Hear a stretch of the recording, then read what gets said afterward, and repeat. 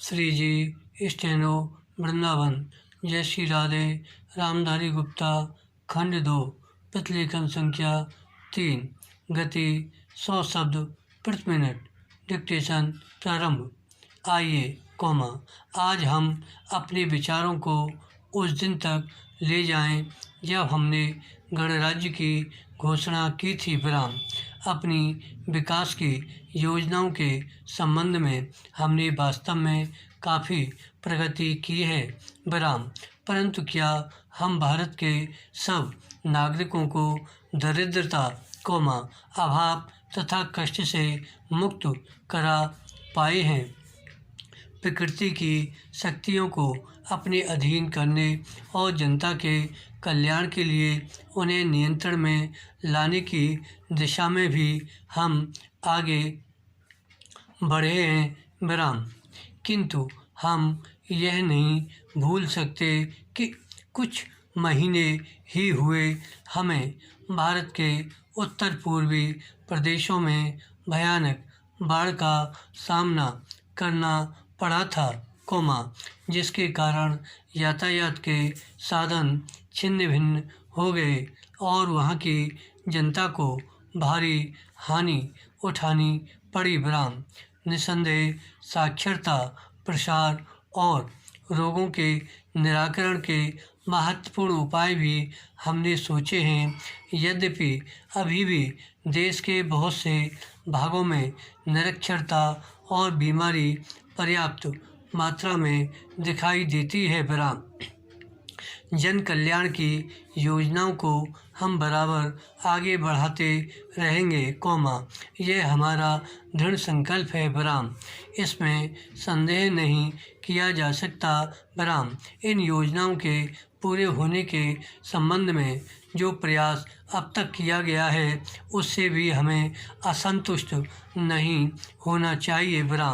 फिर भी जो कुछ अब तक किया जा सका है यदि वह बहुत चमत्कारिक नहीं दिखता तो उसका कारण यह है कि अभी निर्माण कार्य जारी है और समाप्त नहीं हुआ है। राष्ट्र के निर्माण में समय की आवश्यकता होती है। आज हमारा गणराज्य दिवस है और भारत जैसे प्राचीन राष्ट्र के इतिहास में 5-7 वर्ष की अवधि एक स्वल्पकाल है। आइए अब हम विगत वर्ष की घटनाओं पर नज़र डालें और यह देखें कि विकास के कार्यों और निर्माण योजनाओं की दिशा में हम कहां तक आगे बढ़ सके हैं। यदि मुझसे यह कहा जाए कि बीते वर्ष की घटनाओं का वर्णन मैं एक वाक्य में करूं तो मैं कहना चाहूँगा कि संविधान में दिए गए निर्देशों के अनुसार हमने समस्त राष्ट्र के साधनों को ऐसे ढंग से जुटाना आरंभ कर दिया है जिससे यह स्पष्ट हो जाता है कि भारत में कल्याणकारी राज्य की स्थापना का श्री गणेश हो चुका है। पिछले वर्षों में हमने जो संकल्प और दावे किए थे अब वे मूर्तिमान होने लगे हैं। इसलिए अब यह समझना कठिन नहीं है कि राष्ट्र किधर जा रहा है और आगामी 10 या 15 वर्षों में हम किस स्थिति में होंगे।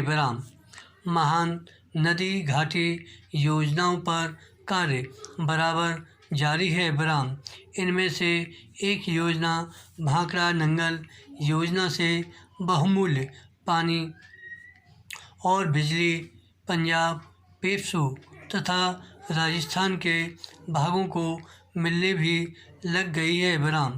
दामोदर घाटी योजना से कुछ समय हुआ बिजली प्राप्त होने लगी थी और हीराकुंड, चंबल तथा दूसरी महान योजनाओं की भांति यह योजना भी यथेष्ट रूप से आगे बढ़ रही है। विराम। भांकला नंगल योजना का प्रथम चरण समाप्त होने से अब यह स्पष्ट है कि इन महान योजनाओं के द्वारा देश में कितने महत्वपूर्ण परिवर्तन हो जाएंगे। विराम। धन्यवाद। श्री अरदास।